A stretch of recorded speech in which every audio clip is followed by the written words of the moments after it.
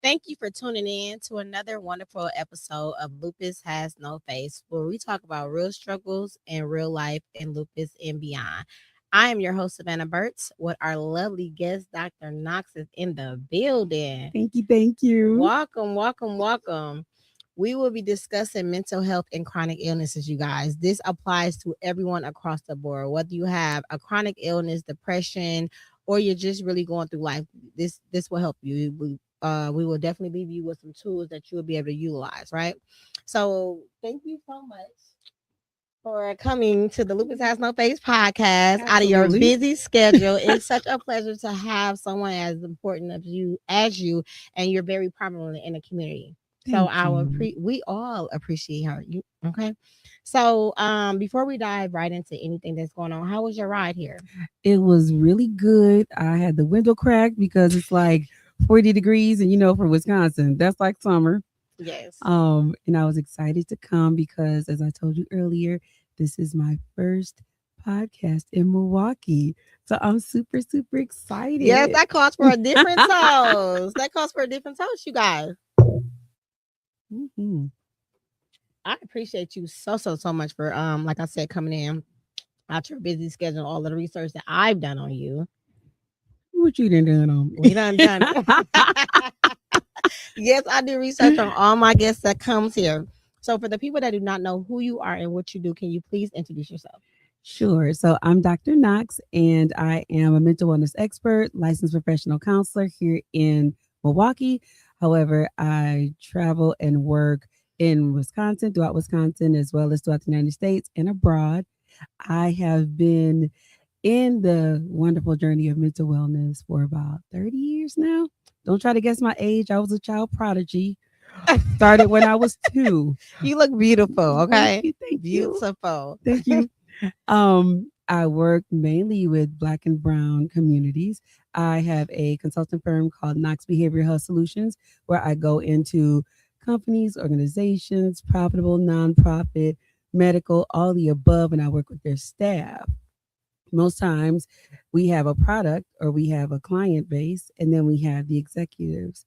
But the people that are kind of forgotten about are the staff. So I go into companies to curate spaces of mental wellness.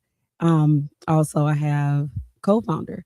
I'm a co-founder of Black Space HQ. So there are 4 of us that are co-founders, and we have put together a really, really wonderful therapeutic experiences for Black and Brown men, Black and Brown women, and Black and Brown LGBTQIA plus communities. Oh, come on now. And it has to be in beautiful and safe spaces. So we partner with other Black and Brown businesses, and we have groups there. Our main hub is the Milwaukee Art Museum because art is our base. Also a media consultant. So many times on television, radio, so on and so forth, I will be the mental wellness expert. Been on WNOB, and now I have a segment every other week on 98.3 called Mindful Mondays. So Make sure you guys check her out. Okay? Jamie 98. Period. Yeah, so 98.3. And I love what I do, and I love the community. So in my free time, I'm in these streets and I'm with people and I'm loving up folks and they loving me up. So I'm an energy thief. Oh my God, your voice is so soothing. Like I can really go to sleep just by listening to you talk. Thank Like you. you fit right in the field. Y'all feel that way? Her voice is so soothing. Oh my God. Thank So tell you. them where they can find you at. So you can find me at any social medias that I have from Instagram, Facebook, and LinkedIn is Dr. Lia Knox, Dr.Liaknox. Also, you'll find me at times when I'm writing articles or maybe being promoted or in media, they'll have email addresses to reach me there too. And sometimes they change. So I'll get those to y'all. That is so dope. We definitely going to share those resources at all of our pop-ups or when we're vending or anything that I am doing because we do not talk about this enough. People just do not understand how important mental health is. I feel like they write it off They do. because you don't look like you need help. Mm-hmm. Society wants you to look unkept so we can think or know that something is wrong with you. Yes, and that is not helpful at all. It's a huge stigma. People think the stigma is just with um, African American communities, which in fact it is, but our society as a whole in America, even though we would like to talk about it, all the things, it's still a big stigma, and people don't get the help they need, nor do they even, know about their symptoms. They're not aware of them. No, and it's sad, and and it starts to with our help, right? Our doctors and therapists Yes, and mental health and stuff that are supposed to help us, and they go to school for this thing, but at the same time, they taught a way that they should not be taught because the moment that you walk into the clinic, they are visualizing, hmm writing everything down: how you dress, how you smell, how you look, and it's sad to say, if you're well groomed, you're not going to be nothing's qualified for a wrong. lot of things, or it's going to be mentally in your head, and you're going to get rolled off. You're not going to get the Yes. help that you're seeking out to get. And that's crazy. It is crazy. And a lot of times there's some cultural biases. So, one of my specialties is cultural humility. When I go and speak to the masses, I make sure that they know that I'm coming from a culturally intentional lens. So, when you think about medical appointments, African American Latino women, they say, oh, well, they just exaggerate their pain. When in Mm. fact, they're expressive of their pain. They say black men don't want to go to the doctor, when in fact, they do go to the doctor. And a lot of times it's about affordability, accessibility, and awareness. Even what we're talking about today with chronic illnesses that you can't see, they call it the invisible illness. And that's Yes. really hard because it's not invisible. All you have to do is take a second look. Yes. And that comes from being kind and caring and being intuitive as well. Yes, So, Dr. Knox, from a clinical standpoint, how do you define mental wellness, especially in patients living with chronic illness? sure. So I'll give the definition and I'll tell you why first. Okay. So, mental wellness is a positive term, it's a state of being. Mental illness is, oh, I have to come and I have to get help because something is wrong.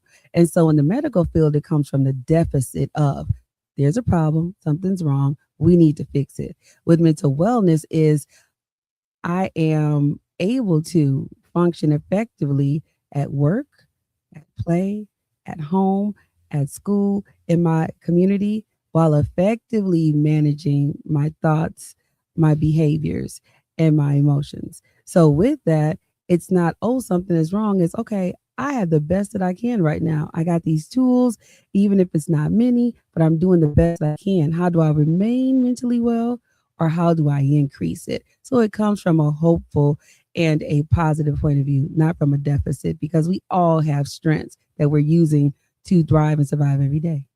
It's just so dope to hear you just validate that. It's been validated already. I went to go see someone because I'm like, I'm off. Or my mother passed, grieving, right? But I Mm, was still doing all of the things that you were saying. So I did need help. We all have a spectrum, highs and lows. So I didn't need to be medicated. I didn't need to get on anything or talk to anybody because I was still dealing with it the proper way. And people don't understand, sometimes they are dealing with it with the proper way. That's like you're healing and you're grieving and you're moving through life, but you're mhm. being expressive and you're talking about it. So the mental wellness is taking out that time and that space for yourself to continue to understand when you have those moments. Absolutely. Like we talked about before we were on air. Coach Tony over there takes his Sundays all the time. He's so good. And we were talking about when we try to squeeze it in. When in fact those days are really, really necessary and it does help with mental wellness, especially with chronic illness, because with chronic challenges, I recognize my body is not feeling well, but let me just push through. Or man, I'm in so much pain, but maybe I'm tripping. Or you know what, just let me take this BC powder and get it cracking. When in fact you need to set your tail down somewhere, breathe and just be, so you even recognize the feelings in your body. Yes, our body definitely talks to us. It tells us what's Loud. going on before we actually need to go see a doctor, before we actually go pass out or do any of those things. And I tell people today, like, if you get sick and die today, your position will be filled by tomorrow. Hmm, We're making these absolutely. people millions and billions of dollars. You got to understand, you have to take care of you for everything around you to be okay. People have this survivor. They are going on the survivor mode throughout a life, and that's how they operating because they feel like they take out time for themselves. Oh my gosh, this is going to happen. This is going to happen. Somebody's going to look at me. No, that's going to be right there Hmm. when you get back. Absolutely. And if it's not, it wasn't meant to be. And a lot of it's generational. Like, think about our mothers, our grandmothers, our TTs, our uncles, our grandpas, where they worked to the bone. They would do anything for their family, all the above, and even when they were sick.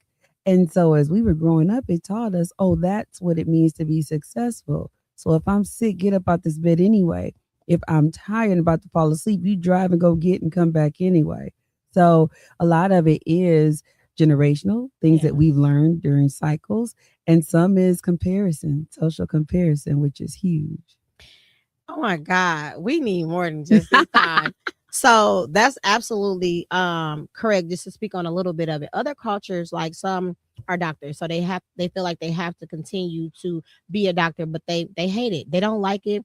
They end up being depressed, getting divorced, getting a Hmm. trophy wife as like at 50. And we always be like, well, how did you get divorced? And why did you get a divorce at 30, 40 years later? And it's Hmm. because they never wanted to do what their parents wanted them to do in life. Exactly. And many times when the parents pass away, maybe they're 50, what have you, they call it midlife crisis, when in fact is I just want to do what I want to do and I don't want to follow that path anymore. And somehow and sometimes they get released when parents do get older and they may have to start caring for them. Or maybe a parent passes away, similar to, when if I want to live here in Milwaukee, but then something happens to my parent and I'm like, okay. And like a week later, I moved to Atlanta. Did I always want to move there? Yes, you Hmm. did. People be so scared to be uncomfortable, and I believe that you have to be uncomfortable to grow. Being Yes. comfortable will keep you stagnant and keeping you wishing could have, should have, would have, and you 20 years later with the same song. People don't like to take what word am I looking for? People don't like to fail. Accountability. Yes. And it's Yes. okay that you fail because it's teaching you a lesson, right? Yeah. It's like, okay, well, that doesn't mean that it wasn't meant. I probably went about it the wrong way. Let Hmm. me go about it this way. And people don't have that mindset. They want to know exactly what's going to happen if they choose to go this right route. Things are going to happen because for me, I feel like God needs to understand that you understand the blessings that it takes to Yes. get through. So when you make it there, you can bring other people up with abundance and sustain that. Absolutely. You would not have a testimony and be able to mentor others or even tell a story if it were not for some of the lessons you learned by something not being in your thoughts unsuccessful, when in fact it was successful, but it was in God's time and it was how He wanted it to be. Like, Mm, for instance, have you ever been at a job and you like, oh my God, I'm not going to leave because I have money here, stability, insurance, all the things. And then finally, you like, I don't know if I could take it anymore. You're like, you know what? In the next 6 months, I'm quitting. And then you get fired. And people wonder, oh my God, I can't believe that happened. I'm like, no, God was just like, you need to be up out of here now, if not last week. Let me handle that for you. And it's room enough for you to do what your calling oh is. my God.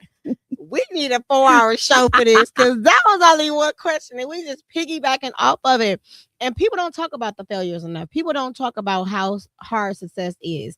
Like me study climbing up the ladder and I'm study knocking off the goals and doing all the things. Being successful is hard. Ooh. People do not talk about you have to have a team. You have to release the control so the people can take care of you. I never understood why so many superstars got all these employees working for them. They are needed. The person that is carrying the bag, that is bringing in the bag, needs to be mentally stable. So they need to sleep after this. They need to sleep after that. So my cook is going to give me this. This person is going to be my Yeah. prompter. This person is going to do my clothes.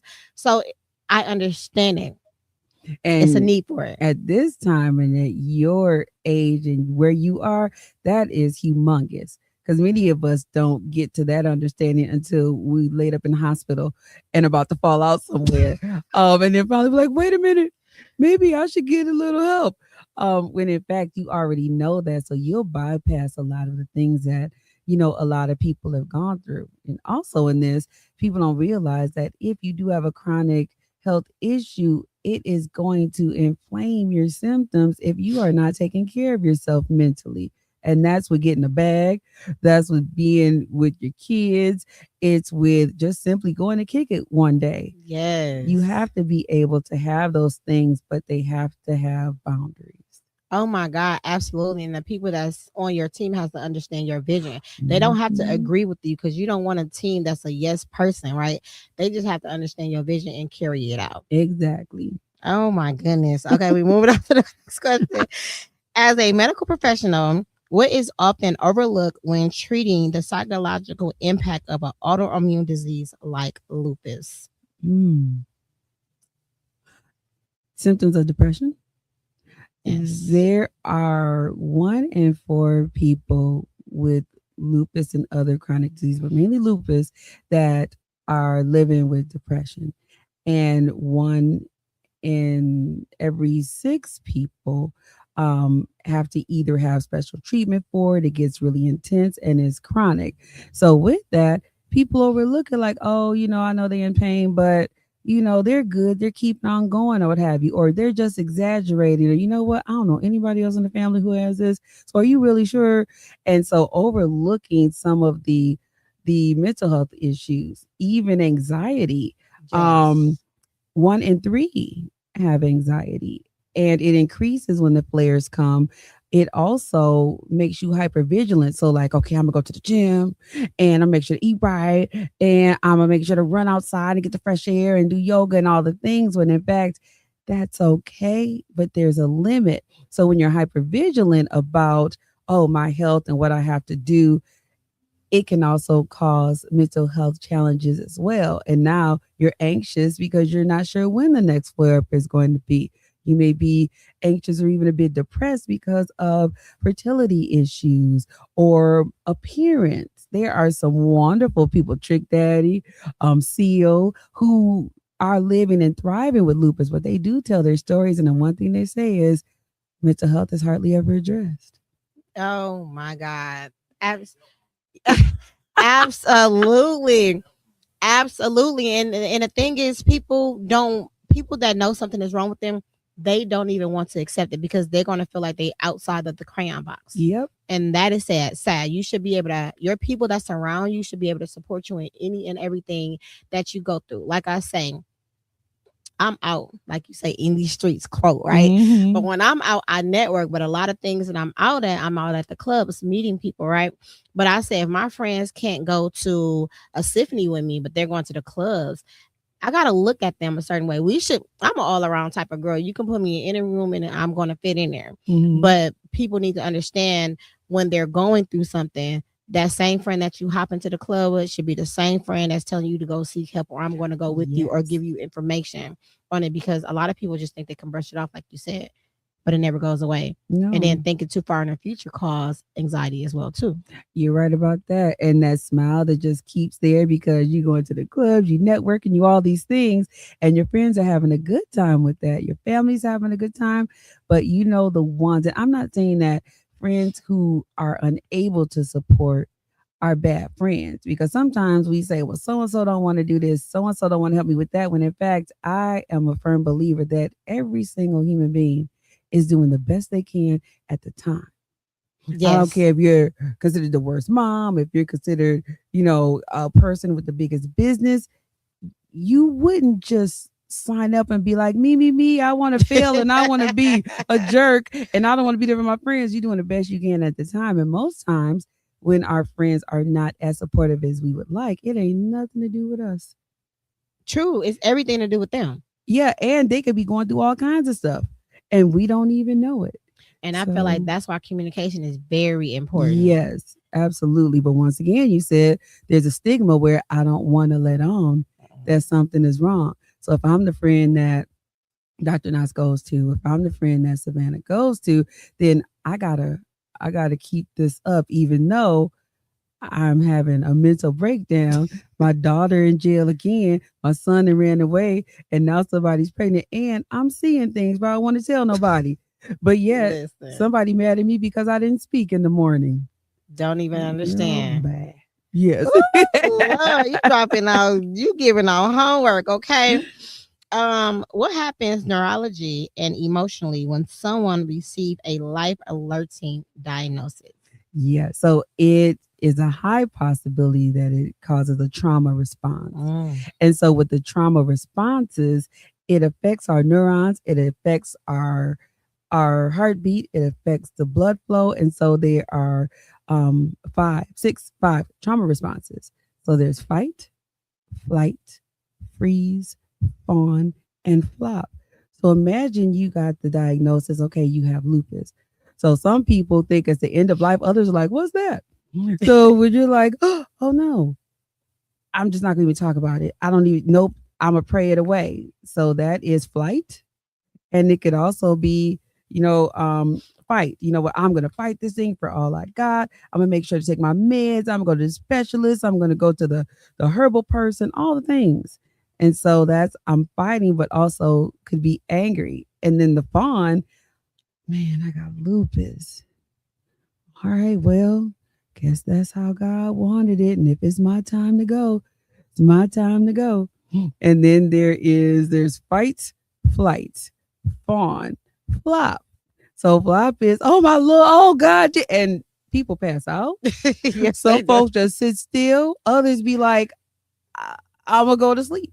Or they simply don't do anything for their health, anything in their lives. And they're just kind of, Going. yeah, and barely.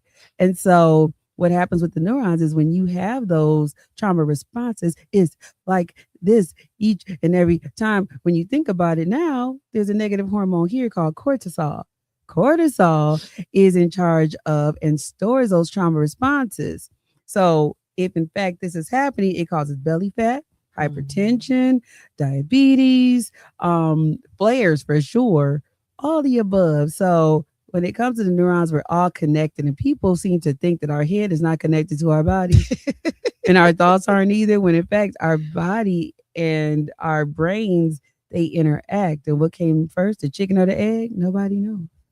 Man, that I I think I went through all of those except for one. Because I got diagnosed at such a young age. You Mm-hmm. know what I'm saying? So it was kind of like I didn't go through them in order. It was like a flip flop because I had such a big support system when I was younger. So I knew what they told me. I didn't understand it. Didn't know Mm-hmm. anything. The family knew or still didn't understand it, but we were going by the rules and regulations. Mm. And I didn't accept what I had until I was like 20. Tell me, I have a question. Tell me how that acceptance was for you and some of the things you went through all the way up until you accepted, like, okay, this is my beautiful life. I never been asked that question. Oh, okay. So I had went to Florida Mm-hmm. and I came back home after 5 days. Like I'm talking, I'm in the sun. Okay. And it was this big old blemish on my face. Like it was like somebody burnt my face. And my skin was so pretty and I loved my looks. And I was just like, what is this? So that started making me depressed. And I Mm-hmm. started going to the doctor because I wanted this gone. Mm-hmm. And then they started telling me. You can't be in the sun like that. If you are in the sun, you have to do X, Y, and Z. If you're in the sun for too long, you have to keep replying on sunscreen. You have to have on a sun hat. You have to have on sun protective gear. I knew none of this ever existed. So at that moment, that's when I started learning what is lupus. Mm-hmm. What triggers it, what flares up. I have to learn how to listen to my body. I have to know when I'm tired, that I'm in the sun for too long, but I don't want to be so tired. So what's the symptoms that I look for before then?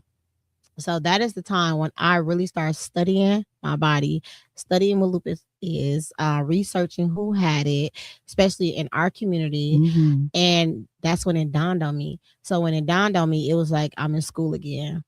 And then I started getting excited because I started listening, doing stuff, and all the things that I was going through, like the joint pains, the swelling, the moon face, they call it, all that went away. Wow. And I wanted to stay like that. So I never stopped learning about it. And then one day, I'm a glam girl. So I wanted to be teak and the makeup, Mm-hmm. industry.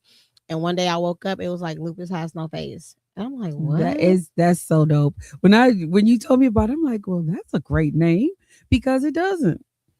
And when I tell you that was the first moment I understood with people say they're calling. When people used to say that, I'm like, whatever, they lying. I just never experienced it. And now look at you. And now I experienced it. It never went away. It never did nothing. It was meant for me. I got everything done in a week.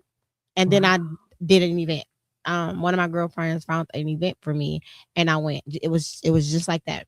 I didn't know where the money was coming from. I didn't know nothing. It was just like I had to do it. Mm-hmm. And now I love it. I absolutely love it because I get text messages, emails from people that I help. They're happy about it. They've been going to their doctors and saying that they were sick and stuff that is still wrong. And I'll give them what works for me. Mm-hmm.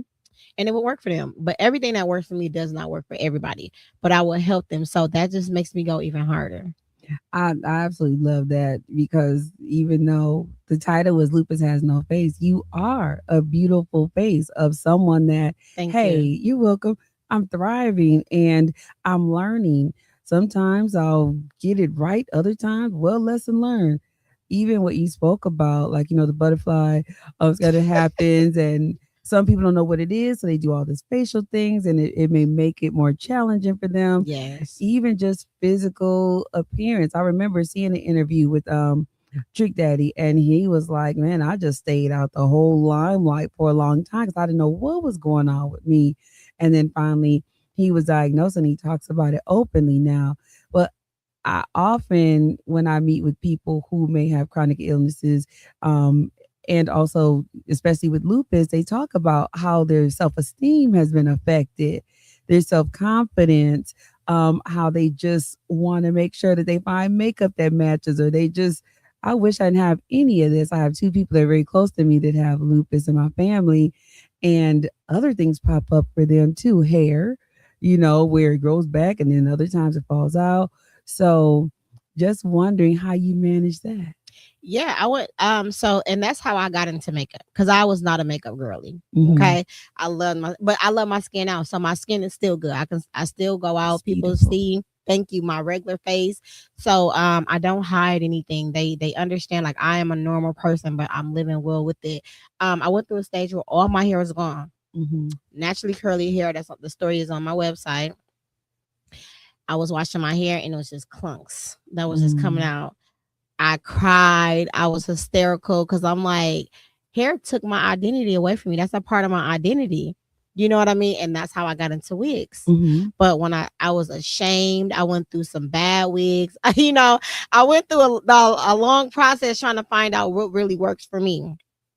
And then even with that, so I had doctors that really cared about me because I was an advocate. I start speaking up for myself, because doctors is only as good as you are. You got to help them help you. We'll speak on that You in a know what I minute. mean? Because it's Mhm. a chart that they go by.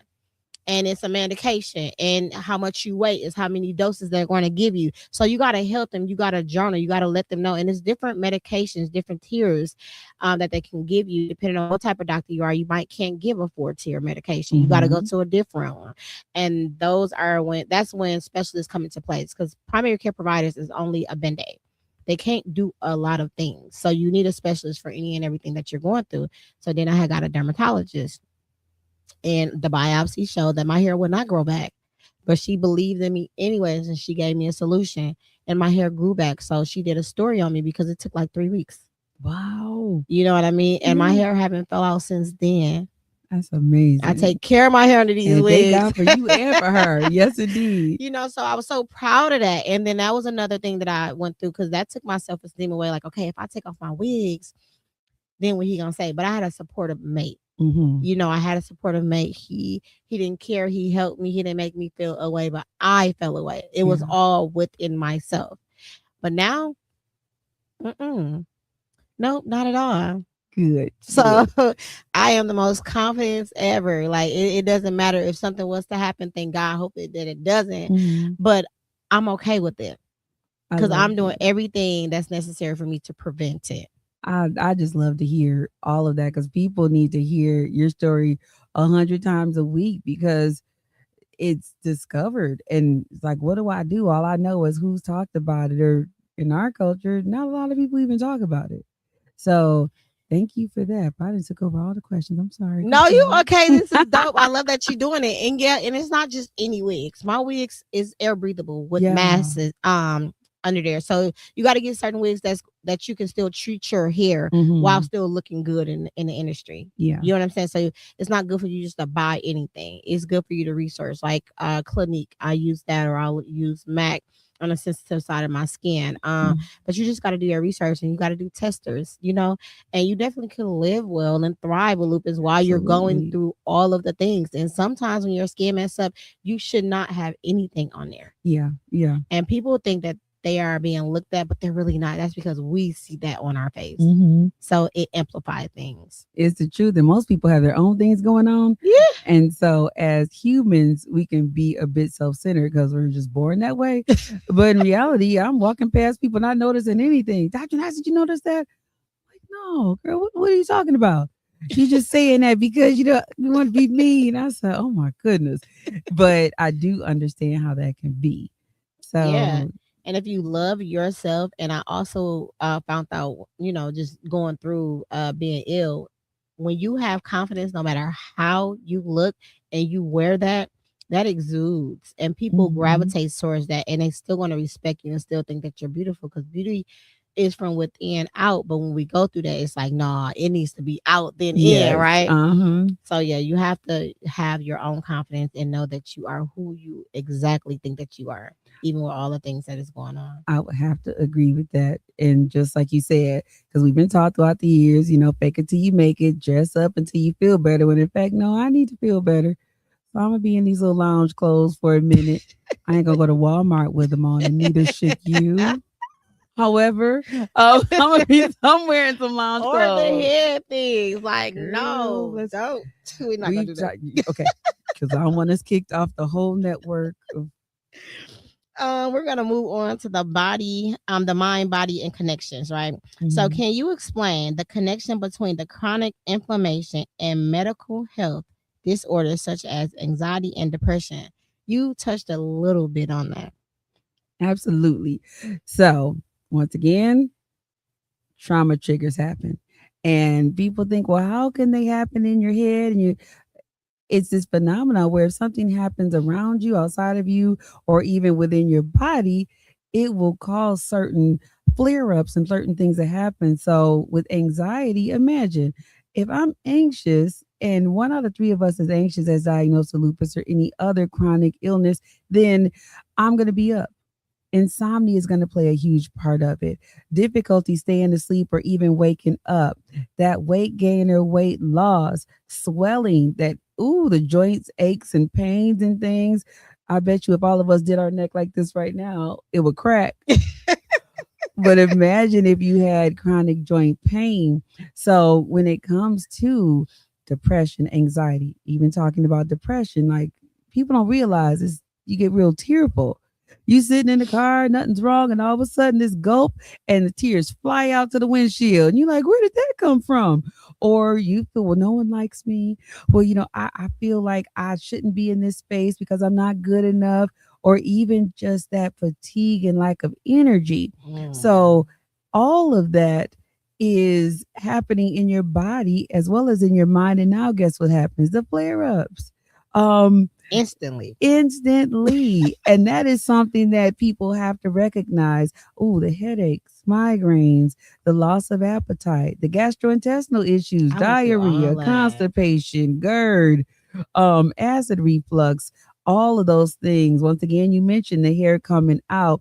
But even like the twitch in your eye, Yes. here, you don't really know what to do with that, but it's all coming about mainly due to your emotional state with depression, anxiety. Um, there are a few others, but they're all related to anxiety and depression. So now the neurons in your head trying to protect itself. Like, what is going on? So now I am fighting harder, but as you know, with lupus is fighting against your body. So now Yes. you got a whole war going on because you felt some kind of way. Yes. And I try to take the emotions out of what I'm dealing with people, because if I don't, it stresses me out instantly. And it'll start right in the back of my neck, in the middle of my back. Mhm. And I'm like, I gotta get this off me. So I know my triggers instantly. So I'll deal with them instantly. But I normally deal with things to try to take the emotions out of it while still being sympathetic. A lot of people that I know that has SLE are getting out of the nursing field, which is Mm. so crazy to me. Because I told Tone the other day, I'm like, I never thought about being in media this way. You know what I mean? Or Mhm. hosting and speaking and doing live interviews, but it's like liberating to me. And especially when we was at the Black Expo, it was just so liberating. It was just like a light bulb went on. And I met three people that was diagnosed with SLE, and they did not have it under control. And they all told me that they left their nursing careers to do other things Mm. because of the stress. It nursing field is such a high. Woo. They even have, if you look on social media, and some people, of course, I'm a nurse. I don't comb my hair at all until it's time for me to go to church in the morning. Of course, I'm a nurse. I have all these shifts, and I have 4 different bags and 3 different cups and I have a friend who's a nurse, and I'm just like, wow. And I really think they should take a look at that because also within chronic illnesses, a lot of people work in the healthcare field and they're carrying that with them, taking care of others who have similar issues going on. Yes, and it can be very stressful, but I literally mastered it. But it only helps because I have a team that pours back into me. So I pour all into them, and then they pour all into me. And so I get my cup filled back up the same day. Those I also love helps with the that. people, yeah, the people that surround you. Yeah. Oh my We both goodness. energy stealers. We'll take it. Um, many lupus warriors describe emotional flares. From a physical perspective, what is actually happening during those moments? So during the physical flares, as far as your body's like, okay, something is going on, not sure what. And once again, what came first, the chicken or the egg? Nobody really knows. But from certain hypotheses, when you are dealing with all of these things out here, flares come about. But if your body happens to flare and there's physical things going on now, it leads to the mental health challenges, which is, I don't know why my body's doing this. I'm doing all the right things. I'm making sure to take care of this. I'm going to this specialist, so on and so forth. But still, my legs, they're so tight, or my headache, or I'm getting the scars again. So now you're wondering, even though you're doing all the right things, but that anxiety and depression that you're experiencing is now making it flare up more. So it's all a salsa cha-cha dance that everyone's doing together, and you have to take care of both at the same time. People will say, "Oh, Dr. Knox, well, I just want to get my mental straight so I could deal with this, this illness." And I was like, "How about we do both?" Let's talk about both at the same time, Right. because if anyone's worth their weight in salt and gold that's in the medical field, they'll tell you it needs to be done at the same time. Some people, they are prescribed medications for depression, anxiety. However, once again, doctors only know as much as they know. So if you don't tell them, I am surviving with lupus, these are some of the issues and symptoms, you may get a medication that doesn't quite match. And now I'm not ever trying that again.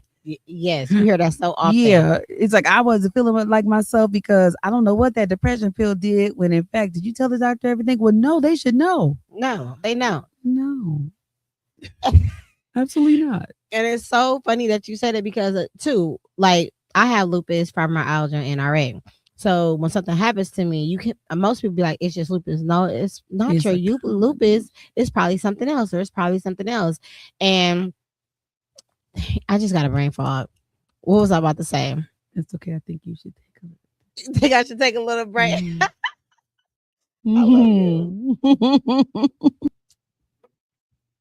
Yeah, you gotta know which it is. And what I was oh, okay, there you go. What I was gonna say is you can be doing everything right, but you can be killing yourself. Because Mm. people do not understand that knowing your blood type helps you understand what you should and should not eat. People push Mm. fruits and vegetables all the time, and depending on what your blood type is, that's going to kill you. Inflammation, right? Yep. So a lot of people don't understand like your blood type helps you choose what foods you should be eating. And you are right on point. Like with the fruit, there's a lot of sugar. So that could keep with the vegetables, the fiber, things like that, it's maybe not. So having that talk with your doctor, but just don't go in naked with no knowledge. The best patient is the one that is knowledgeable of their body, of the symptoms they're experiencing, and that has done the research. We Yes. love when patients come and we're like, oh my goodness, thank you. Because now I can have all the things and give it. But because I don't want to be a guinea pig. I'm not going to the doctor. Well, if you don't give a person much to go by, then all they have to do is trial and error, trial and error, trial and error. And a lot of the symptoms, like you mentioned, they overlap. So it's called comorbidity, which means depression and anxiety. They share some of the symptoms. So when people try to tease them out, they have to go through the DSM-5, which will help you to do that, just like the doctor has a list of things that they need to know about you for the medication. Hmm. Same with physical lupus, fibromyalgia, and even just chronic migraines. All of them are connected here, here, and here. Yes. So if the person or the doctor at hand is good at comorbidity, meaning, okay, these symptoms are these and these three different disorders. So let me make sure I got this so this one thing can help all three. And it doesn't matter which one it came from because they all are like this and it's hard to tease out. Oh my God, yes. And people think that doctors is just this magic person. They do. It does not work like that. It's just that they are an expert in what it is that they do so they can understand you and try to fix the problem. Mm-hmm. But like you said, we're not journaling and like waking up in the morning, okay, this is how I feel. I ate this. This is how I feel. They can't help us. It's going to be a continued Exactly. trial and error, and medication is going to make you feel some type of way. But sometimes you feel worse before you feel better. Now that is the truth. I thrive with chronic migraines since I was two. Oh, And people generally are like, oh, it's a migraine, it's a headache. I said, oh no. Imagine every day for a month you just have a horrible headache where you can't see well or stars, that pain where you can hardly open your mouth to eat, loud noises. I love the sunshine. I'm a sun baby too. mm. And so if I stay out there, like I could say 4 or 5 hours, make it 5 hours and 5 minutes. Oh, I'm on Five my hours and back with 5 a minutes. headache. Yes. And so even, and this is kind of strange too for me, people that have chronic migraines, they need to wear sunglasses, what have you. The sunglasses create migraines for me. So sunglasses, absolutely not. So when the sun is on my eyes, I'm like, oh, it feels so good. But yet I can only stay there for some hours or what have you. But people are like, wear sunglasses if you got a migraine. I said it takes it up to 25 from two. And that's interesting. Everybody's body is different. Somebody said, well, maybe it's because you have light eyes. Are you? Got some beautiful eyes too. Thank That's the you. first thing I said. I said, she is, I said, them eyes. I said, oh, Lord. Smart beauty and brains. Thank Got you. And you you. funny too, girl. Yes, So you love. have to know your own body. You do got to know your own body. Mm-hmm. How does trauma, whether the medical or personal, show up in the body? Whew. So we named a whole bunch of them, We did. but I'm gonna go down the list and take a big old breath. Okay, we already said insomnia. We said Yes. gastrointestinal issues, vision issues. Some people think, oh, when I reach a certain age, oh, now I got to wear readers. When in fact, no, you are stressed and it's showing up in your vision. Pain behind the eyes. We talked about the twitches and flicks. Also, when it comes to our body, the balls of our feet, like just hurting, whether we're wearing high Mm. heels or tennis shoes, that knee pain, even people have said, I hurt so bad that my teeth hurt, my bone hurts, and they are not lying about that No. because that's how it shows up in the body. But also with the mental health issues in combination with the body, there's also different things outside, such as, you're short tempered, irritable, snapping off on folks, not having good relationships, whether it's romantic, friend, church, forgetfulness, even though Lord help me. So I'm hoping everything's all right. But forgetfulness, the brain fog, Yes, that's me. lack of concentration. How many times have you read the same sentence over and over and over again on an email or in a book? And don't understand nothing. Exactly. So that vision thing is real. Also, dental health. So stress will show up in your body and you start to grind and clench your teeth. So at this particular time, I'm thinking, man, these migraines are getting worse when I had a TMJ flare up. And it is when there's swelling here, here, Mm. and here. And then it's hard to open your mouth. Yes. And when you yawn, you might as well just pass out. A lot of that is stress oriented. So it shows up in so many different ways. Um, no mood or just not even wanting to have sex, be touched, even any nurtures or just a hug or intimacy. Like it's not working out well for my psyche or my body, almost making my Mm. skin crawl. Ooh. So people don't want to talk about that aspect of having a chronic illness and then all the things that come with it, how it shows up in your body, which are matched with emotions, Yes. painful sex. Yes. When in fact, 5 days ago, it was just fine, or not able to acquire an erection when just 3 hours ago, it was fine. So all of those things play a part. And people need to, I'm going to say need, people need to open up their minds, because if you don't know, you don't know, and you're going to continue to suffer in silence. Mm-hmm. And what you're going through, somebody else is going through the exact same thing. And it's nothing to Yes. be embarrassed about. What's It, embarrassing is you not acknowledging what you got going on, and you causing yourself to continue to stay in a state. absolutely. Mm. We're going to move on to culture, compensation, and the Black community. This is one of your favorite.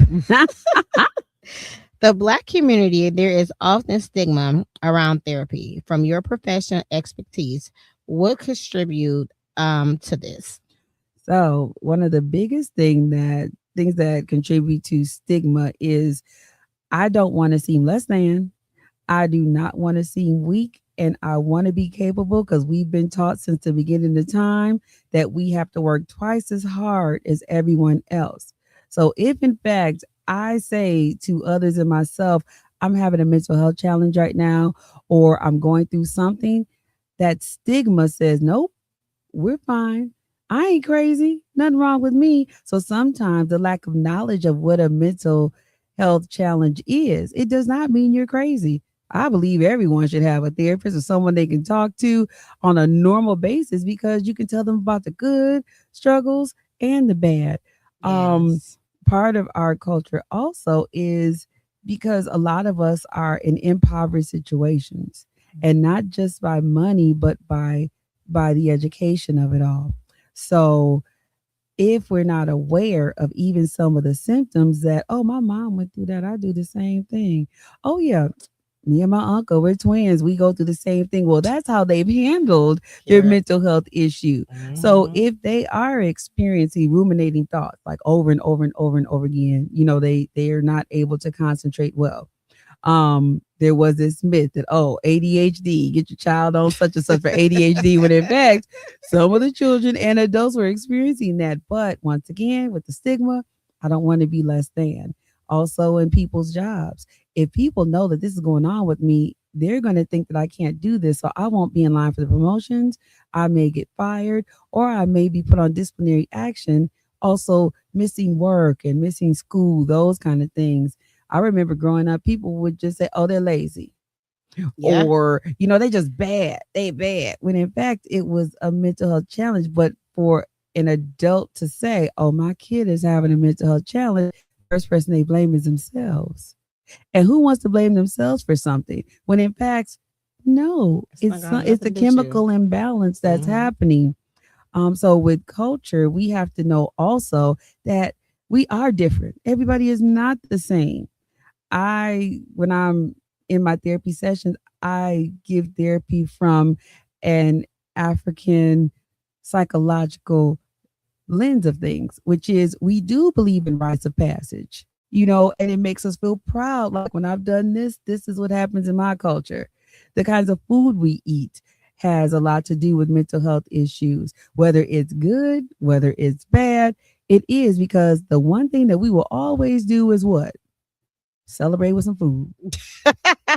That Somebody is is in true. graduation. Oh my God, we having a party. Yeah. Somebody just got out of jail, backyard barbecue. Somebody not feeling well. Let me cook you some dinner. Yes, So, absolutely. yeah, when it comes from our culture, I also think, as well as stigma, we have to have a self pride in our culture.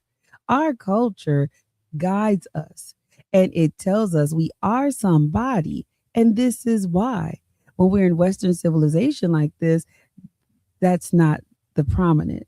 So we Mm. need to be able to know about that. We should not forget assimilation is one thing, but it will make you sick.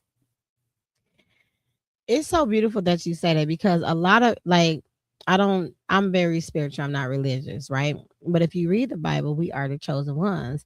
And people look at other cultures like they are the ones when in reality we are the ones. They take what we do and amplify that. We are the only culture that I know that do not stick together. Mm. They may argue with each other, but they don't go against each other. We like to learn stuff. I'm gonna just say we because I'm part of the culture. Mhm. We like to learn stuff and then forget about our culture and go over here, or not bring anybody else up. You know what I'm saying? Or try to detach from the culture. And that's not what they do. That's why they so huge and they're so big and they're so successful. Mhm. Because when one make it, all make it. They feed their community. We like to gatekeep and pay for information that we learn. Why? I mean, I get it. I do Mhm. on certain levels, but if you can try to help someone or put certain things out there because time is exhausting, right? It takes away Mhm. from your everyday. But to like just totally be like, "Oh, I'm not sharing my resources." What is it going to do to you if you share your resources? You put that person in the room and let them do what they need to do. Yeah. What is it taking away from you? Nothing. And even if It's you and I were doing exactly the same thing, it would be different because you are boss you and I am boss me, and it's gonna look different. Even if we have the same setting here, it'll look different. yes, because we are two different people. Absolutely. And I know that people tend to question this or criticize it, but you have to know your history in order to know where that spirit comes from. So if we think way back and people be like, whatever, Dr. Knox, I'm like, no, you gonna hear this. So way back, slavery days, the one thing that kept people in their places was the gatekeeping. So you had some that were in the house, you had some that were in the fields, you had some that were killed instantly, even when they were born. You had people just kind of taken away from their families. And Mm. so if they had one thing of value, which was maybe their skin complexion, or maybe, their work ethic, or their strength, or maybe this one little thing that they got from Africa that it's theirs. Gatekeeping came from way back then because it's the only thing they had to barter with, or the only thing that they knew. You can't keep this away from me, so I'm going to use it to succeed.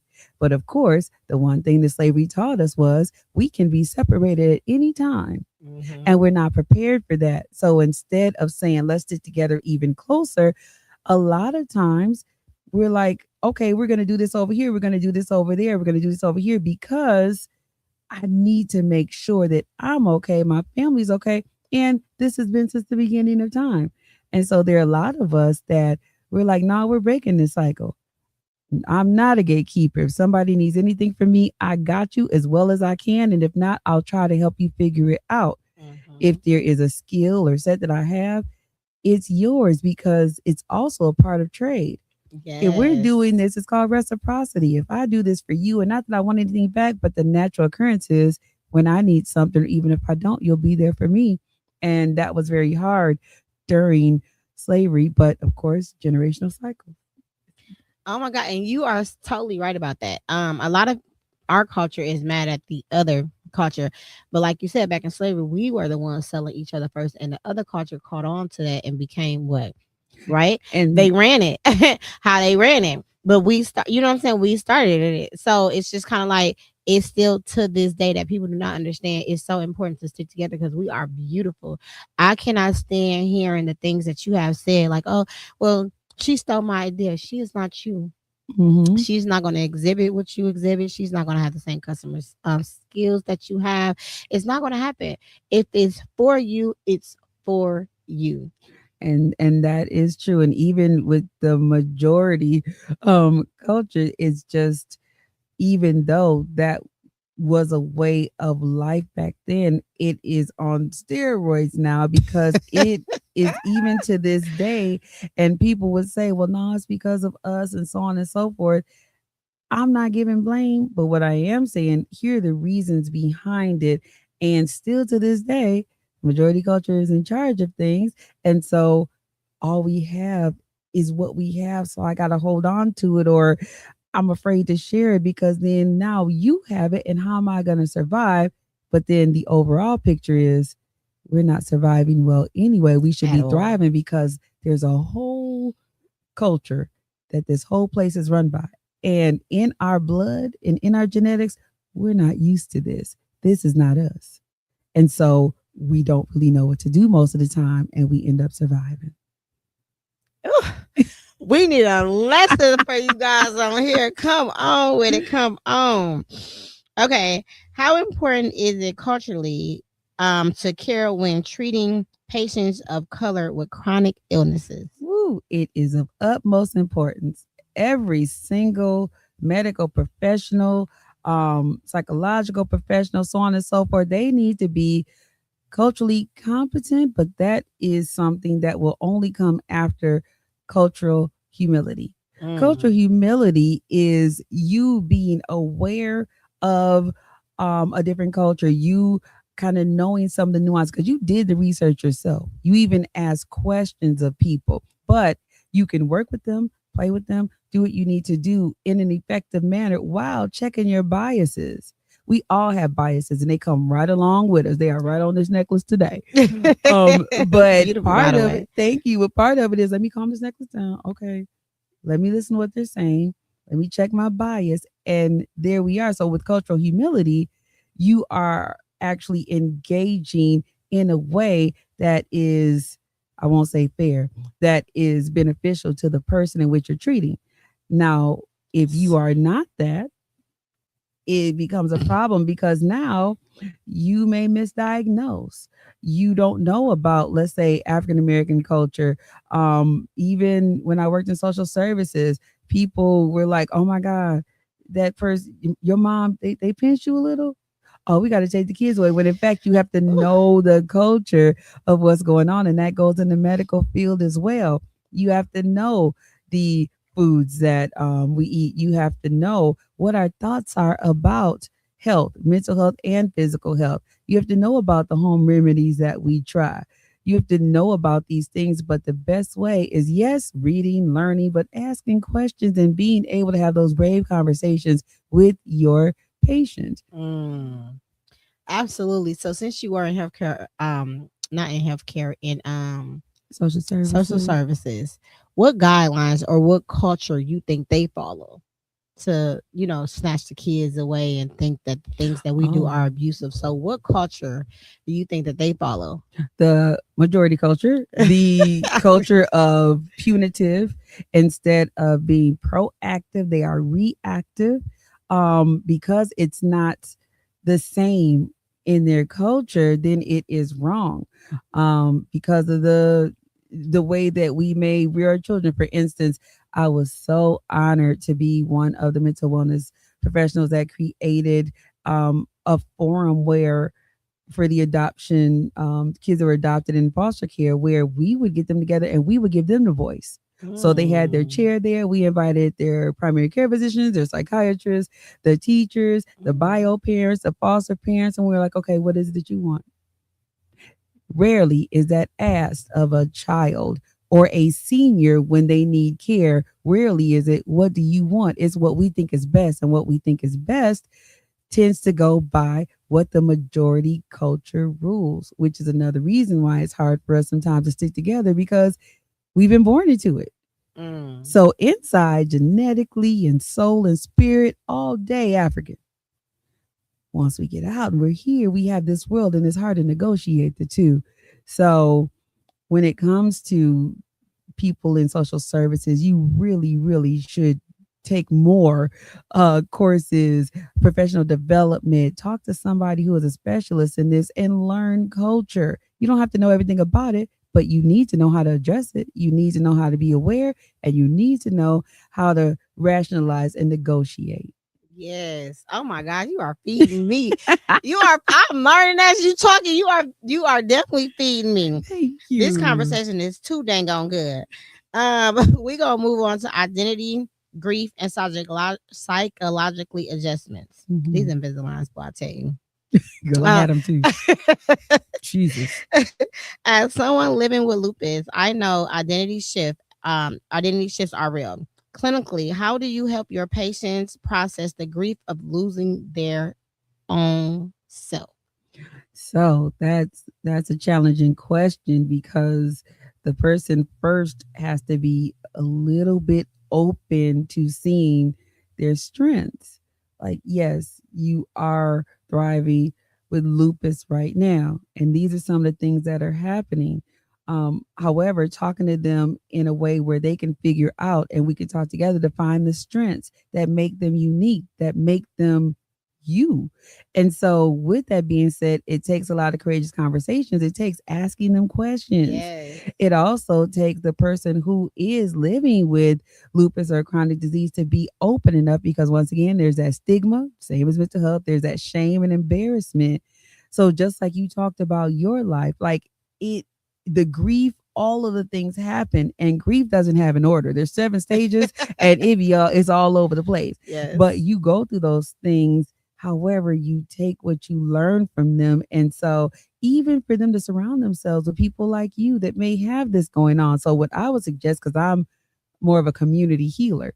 So, yes, we can talk about it and I can help you, but these are the 3 resources. Hey, I'm going to call so and so right now to see if you can meet with them, which would be you, to see if you could talk with them and meet with them, even if it's a 5 minute phone call, but using the natural resources that they have because even though they may feel judged by their family, people may not understand. There are 2 or 3 people who get it. Yes. And that's who they should be talking with. And then that person becomes a part of their community to help them grow those strengths and that specialness. And so now we need to recognize your specialness that before lupus, you didn't even know you had.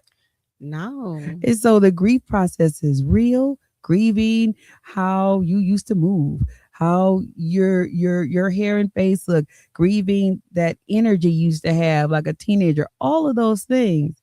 But settling into with still encouragement, enthusiasm, that wisdom that I know what I need to do for my body. I know how to help others as well. So on and so forth. So I think that's important. That is very important. And everything that I went through, I educated myself on that. Mhm. And before, I started grieving anything, I always thought that grieving was somebody that died. Right. You know what I mean? Yep. All of us probably thought that. Hmm. I didn't know that you can grieve your own self or grieve somebody that's still living on earth Oh or yeah. grief go beyond It death goes and so people far. do not talk enough about it. They don't understand that grief is an emotion Yes. and an action at times. And so when someone has lost a job, whether they liked it or not, they're grieving that loss, they're grieving the money, they're grieving their everyday schedule, losing a pet.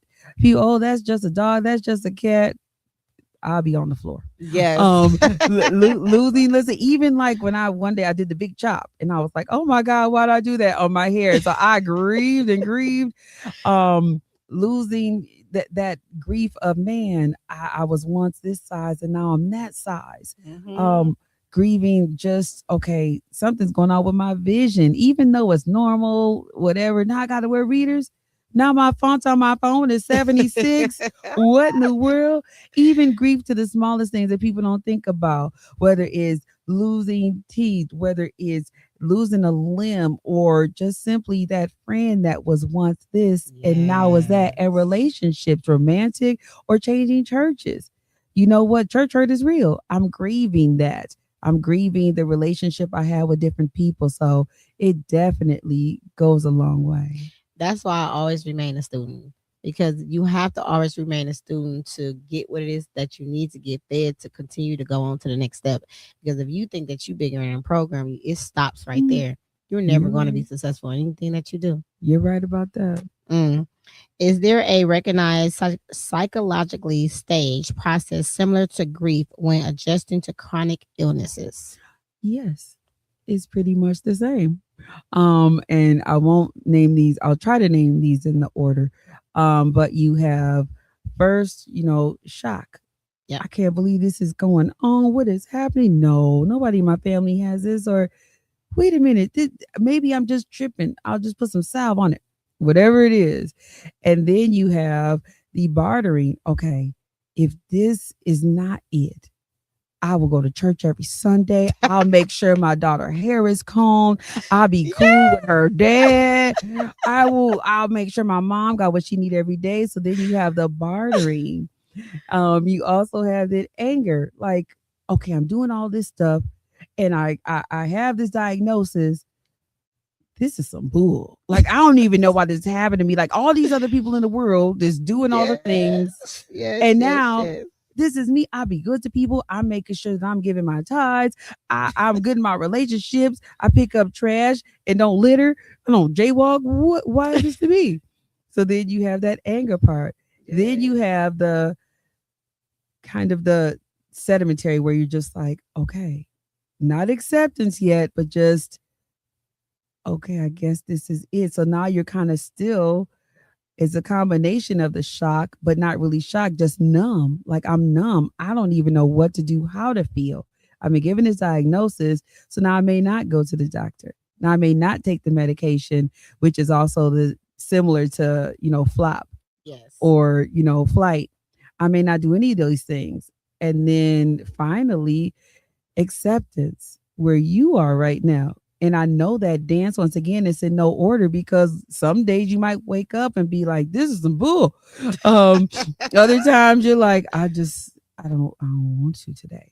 And so when you have those stages, they're very, very similar, pretty much the same as a psychological grief or what have you, but it just comes about differently. You know, I was one of those people when I got diagnosed and it settled in, because I was so popular when I was younger. I played soccer, had cheerleader, and now it's nothing. And I hated him for a long Mm-hmm. time. Like, why would you do this to me? I didn't even have a chance to live yet. Mm. But now my story is changed. I'm glad that you gave this to me, because I'm living and I'm thriving and I'm not missing out on anything. You're using me for what it is that you need to use me for, and I'm loving what I do. Is bigger and better than you could ever imagine. I always say, as much as I be trying to think of things to do and how to do it and how to get all the things get back, no, he has a plan that's so much huger than me, and it feels so good. Yes. When I be trying to complain, I'm like, nope, he got me up. I'm not stressed. I'm not swollen. Savannah, stop it. That's exactly what I do. Yeah, you get to do what you're passionate about. Exactly. So I do not like when I know of a healthy body that's complaining about things. Mm-hmm. It just makes my antennas goes up, because it's like, do you know that just getting up for me is stressful? Like, every day, just my regular life is stress, and you are well and healthy, and you complaining about what again? You want to trade bodies? And Like, and that would be considered also a trauma response, because they have no idea, like, oh, I don't feel like getting up today. They, and many times people don't even realize they have this healthy body. They can do all these things because they're in their own body. But when you see that, part of it is grieving what you had. And now you're looking at somebody who has it and they're complaining. So now I'm irritated with you. I yes. am angry. You know what? I'm okay. I'm not doing this with you today. And so flight. Or you know what? You got a body like this and da da da da da da, and they're looking like, whoa, not realizing where it's all coming from. Yes. And so giving grace on both sides is very important.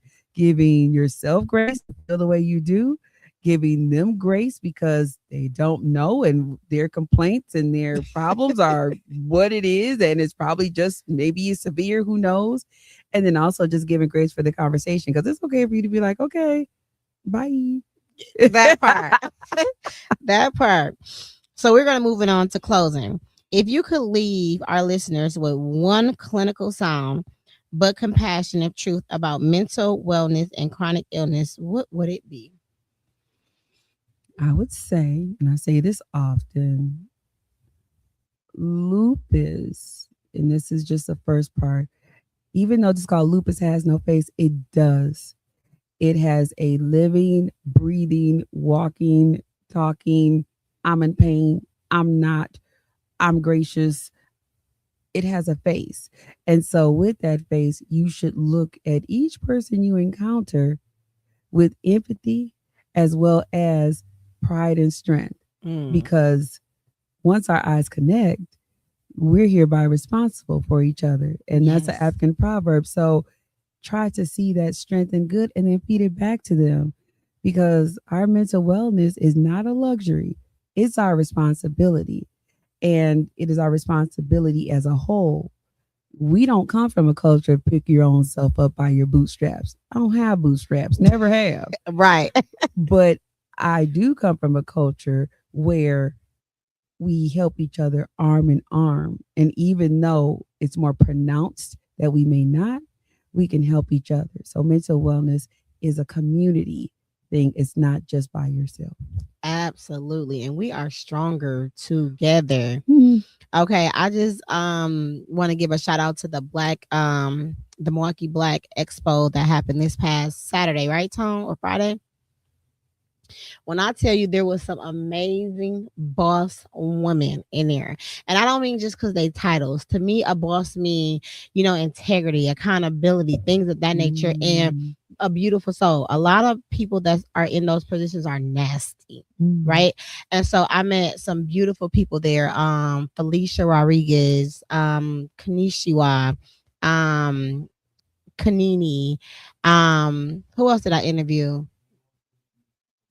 Yeah, Miss Rita Lee, of course, thank you so much for having me, put me in that space to be able to even meet those beautiful women. Mhm. But they were just beautiful, full of knowledge, and I love seeing things like that. That makes our world go. And I Mhm. will love if we can continue to build that up because she had over like what 300 people in a room. Mhm. Okay. And to get that many people, your spirit has to be wonderful, and people have to want to be and go in your spaces. And they were all nice and all kind. Shout out to Dr. Gladney. She was such a beautiful Hey, host Dr. as way Gladney. as well. And she gave me my flowers. And even though things was going how it was going, everybody was calm. And Mhm. I love that for our culture. Um, so again, if you can tell them where they can find you at, let them know where they can find you at, and then I'll just close this out. Sure. All social medias, Dr. Liaknox, Dr. Lia Knox. And it has been my pleasure. Hit me up, inbox me, messenger, all the above. Please do. It's been my pleasure. She is so down to earth. You Thank coming you. home with me. We gonna steal her. So yes, please do hit her up, show her some support, go on her page, whatever you guys can do to continue to uplift this beautiful woman. Thank you.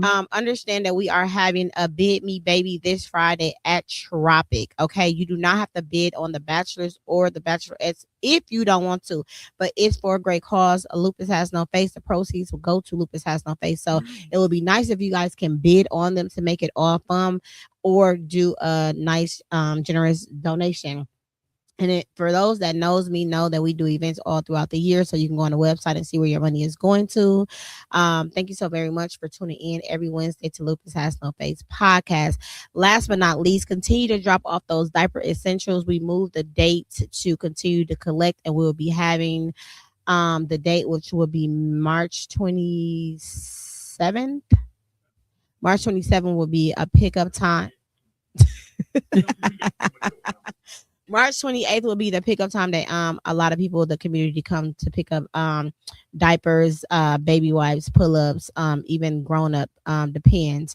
for free. So make sure you guys continue to donate so we can give back to the community. Until next time.